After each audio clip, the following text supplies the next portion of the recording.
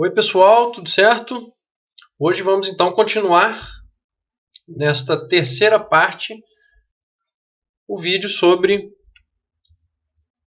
o texto escrito pelo Robert Schumann, que são os conselhos para os jovens músicos.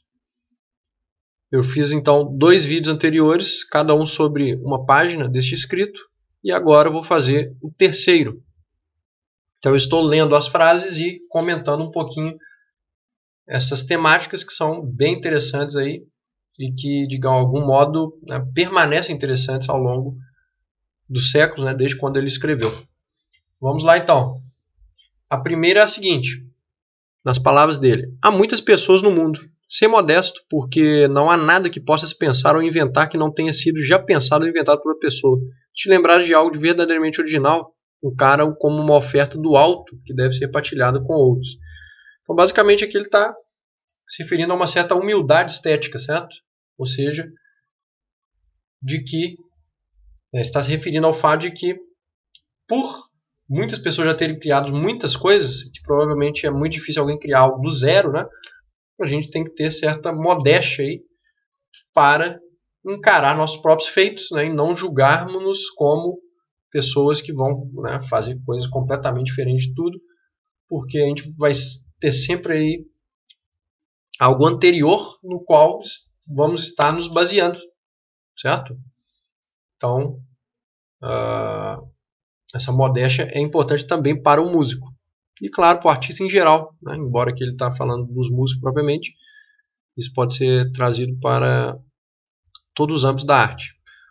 Próxima frase: o estudo da história da música, juntamente com a audição de obras-primas dos diferentes períodos, é a cura mais rápida para a complacência e a vaidade. Então, basicamente, a gente pode interpretar isso aí de várias formas, né? Mas uma das formas, então, interessante seria, acredito, que quando ele fala, então, o estudo da história da música e das obras-primas, né?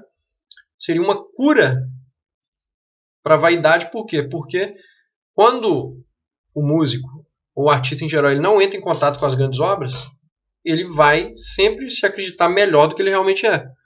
Por quê? Porque ele não vai criar uma hierarquia de comparação. Porque se a gente pega os grandes compositores, grandes artistas, etc., e vamos comparar com eles, a gente sempre vai ver que a gente tem pontos deficitários, certo? Por melhor que nós sejamos.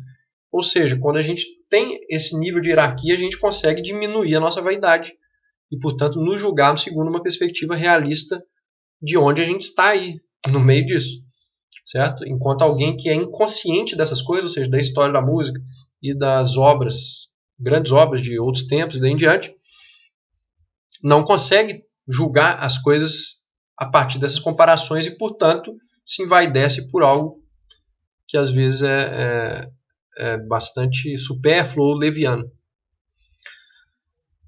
Terceira frase: um bom livro sobre música é Sobre a Pureza da Composição Musical, de Tibor. Leu frequentemente quando fores mais velho. Então aqui ele dá uma dica de bibliografia da época dele.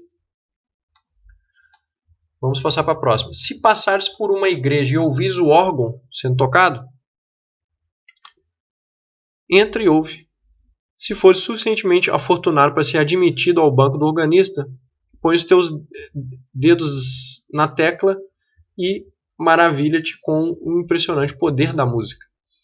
Então aí, claro, ele está falando, né, para quase que um elogio ao órgão, né, como instrumento aí que todo mundo deve escutar, deve trazer isso à percepção, né, caso você não toque o órgão, ou se você tocar também, ele está falando, né, se você for suficientemente bom para ser admitido como organista, maravilha-te com o impressionante poder na música, né, porque realmente o órgão é um instrumento que, né, através dele a gente vê aquele poder musical ali bem vasto, né, em função do timbre, da potência do instrumento. Acredito que seja isso que ele, né, tenha trazido à tona aí a partir dessa frase, mas talvez possa ter outras interpretações também. A próxima: não percas a oportunidade de estudar no órgão. Nenhum outro instrumento se vinga tão imediatamente de um tocar desajeitado e de más composições como o órgão.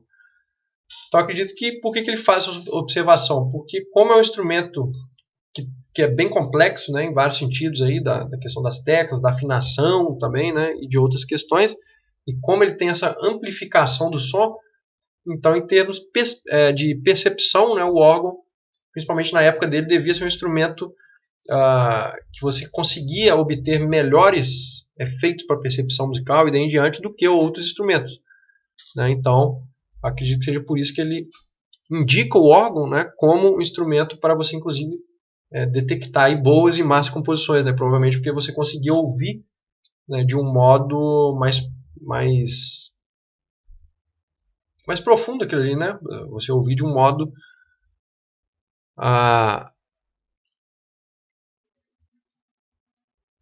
onde você consegue ouvir as notas muito mais separadamente, talvez, né? Não só pela questão da dinâmica, mas pela questão do próprio ambiente, né? Porque as igrejas elas tinham aquela acústica que tem, né? Muitas permanecem com isso, que então, para quem era músico na época, né? Era um prato cheio aí justamente para ter um ambiente com uma acústica que não se encontrava em muitos lugares, certo? Próximo, canta regularmente em coro, especialmente as vozes interiores, e desenvolve a tua musicalidade. Isso aqui é uma dica dele, mas que a gente vê aí em muitos professores até hoje, né?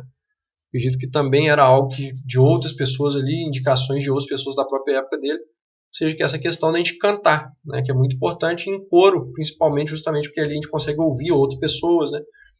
A questão da percepção melhora, a própria função, né, dentro do coro, ela também te dá um certo senso ali de várias coisas que, inclusive, ultrapassam a questão da musicalidade, certo?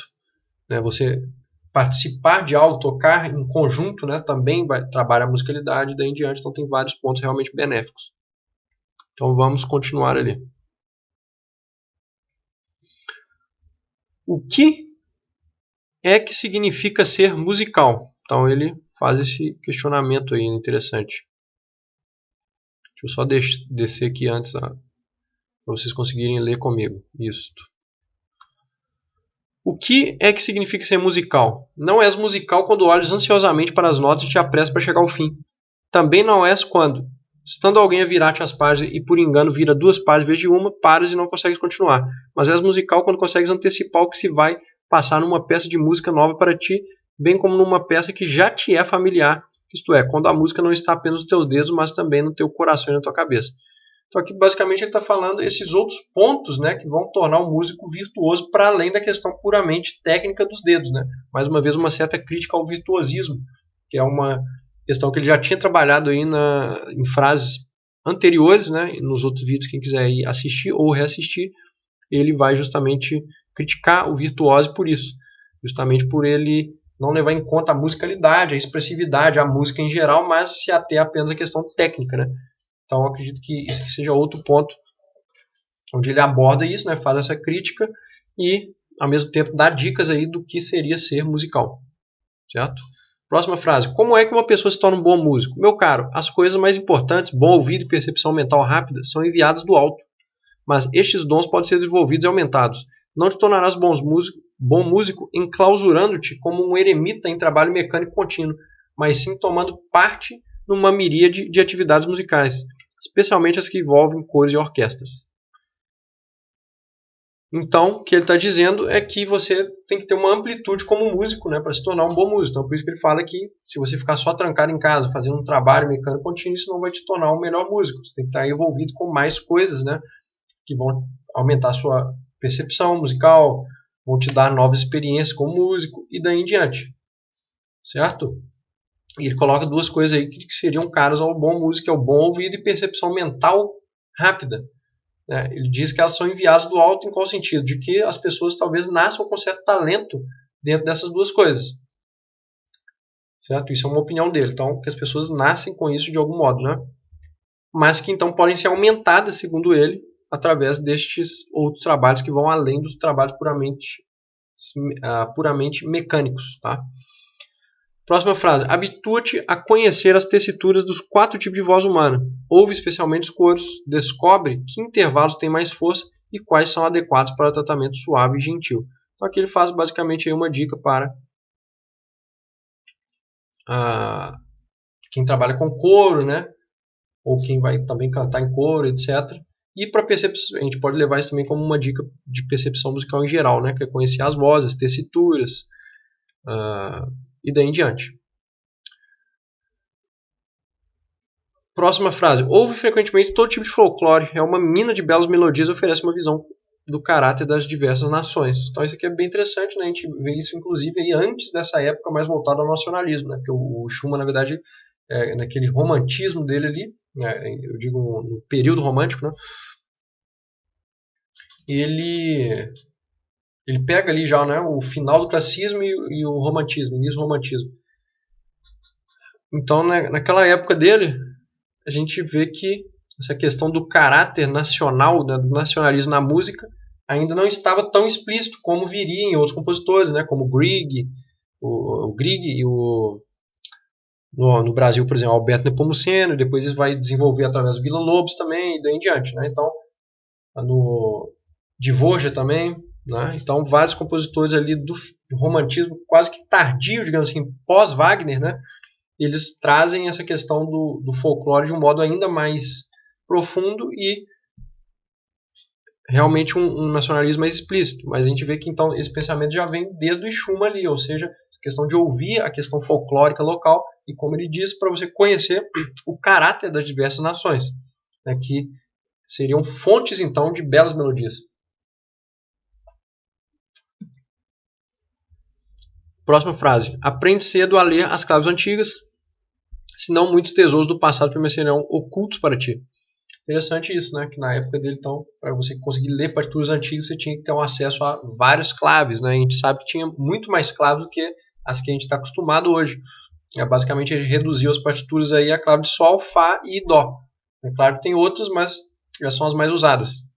Enquanto aí na época de Schumann, provavelmente você tinha muitas claves, né, divulgadas em partituras, porque ainda não havia tido essa síntese das claves, né, e essa reescrita de muito material. Então o compositor e o intérprete de herói tinham que ter acesso a todas essas claves aí para compreender partituras mais antigas. Né? Próxima frase. Aprende cedo o timbre e o caráter de diferentes instrumentos, educa o teu ouvido a distinguir o seu colorido próprio. Então, basicamente, isso a gente pode tomar como uma dica de orquestração. Né? Hoje, o que a gente tem por orquestração. Claro que a orquestração vai muito mais do que ouvir, né, diferentes instrumentos, mas já é um início. Né? Ou seja, você conseguir pegar uma música, uma orquestra, uma banda, daí em diante, e saber distinguir os instrumentos, o timbre, né? Inclusive saber as questões das texturas e daí em diante. Então, essa é uma dica dele aí que eu acredito que seja voltado para a questão da orquestração. Próxima. Não percas a oportunidade de ouvir boas óperas. Isso é bem interessante, né? Que ele diga, então, que a gente, inclusive, tem aí até mesmo um elemento autobiográfico dele aí, né? Ou seja, que ele estava constantemente ouvindo óperas, né? Que ele não era um compositor propriamente de ópera, né? O Schumann. Então ele tem muito mais questões voltadas a concerto, sinfonia e daí em diante, peças para piano, né, voz, inclusive lieds, né, mas propriamente óperas, ele não era um compositor que vigorava nesse sentido, né? Então, mas é interessante então saber que ele passou aí a vida ouvindo também óperas. Próximo ponto. Tem o antigo em alta conta, mas aproxima-te do moderno calorosamente. Não tenhas preconceito em relação a nomes conhecidos. Então é interessante que em várias frases passadas, como a gente viu, tanto nos outros vídeos como no início deste vídeo, que ele faz, então, uma alusão, ou na verdade ele nos indica, né, que a gente deva ter essa relação com as grandes obras do passado e em diante. Mas aí, neste aqui, ele pondera então e fala, bom, aproxima-te das obras do passado, né, tem o antigo em alta conta, mas também, né, não tenha preconceitos contra as questões mais contemporâneas e tente então se aproximar disso, né, porque às vezes aí talvez dentro de autores desconhecidos, né, compositores, daí em diante você vai encontrar boas coisas também, né? Então não pode ter um completo preconceito contra as coisas contemporâneas. Próxima frase, tem a penúltima frase, aliás, não julgue uma composição numa única audição. Aquilo que te prende a atenção em primeiro lugar nem sempre é o melhor. os grandes mestres devem ser estudados. Muitas coisas só ficarão claras para ti mais tarde. Essa aqui é bem preciosa, né? Essa dica. Que é algo que ocorre muito, assim, né? Eu mesmo, por experiência própria, ocorreu muito comigo, mas acredito que na vida de todo mundo já devo ter ocorrido algumas vezes. Que é isso, às vezes você ouvir aquilo ali uma vez te gera uma impressão negativa, mas quando você passa a ouvir mais, ou quando você ouve depois de algum tempo, aquilo ganha uma outra cara e muitas vezes você vai se aproximar mais da obra, ou vai realmente compreender finalmente aquela obra ali, que numa primeira audição talvez foi estranha, ou foi, enfim, não gerou tanto interesse, né? Então, essa dica é bem interessante, né? Ou seja, não julgar uma composição numa única audição, porque realmente muitas vezes são coisas complexas ali, ou que demandam uma audição mais detalhada, ou que demandam muitas vezes uma experiência de vida maior, né? Que às vezes a gente precisa viver mais coisas, ou aprender mais coisas em termos estéticos também para compreender determinadas obras, né? Então, como ele diz ali no final, muitas coisas só ficarão claras para ti mais tarde. Ou seja, nem tudo na arte vai ter esse efeito imediato, né? Pode ter um efeito a longo prazo. Aliás, toda grande obra ela tem um efeito a longo prazo, se a gente pensar bem, né? Porque ela nos marca de certo aspecto e vai, então, aos poucos, tendo aquele efeito, né? Muitas grandes obras a gente escuta aquilo ali em repetidos momentos da nossa vida, por exemplo, e sempre a gente vai aprender novas coisas. Né? Então é por isso que uma audição só não é um meio, né, correto da gente julgar uma obra. Certo? Última frase. Quando apreciar as composições, distingue entre as que são obras de arte verdadeiras e as que foram escritas para agradar a amadores.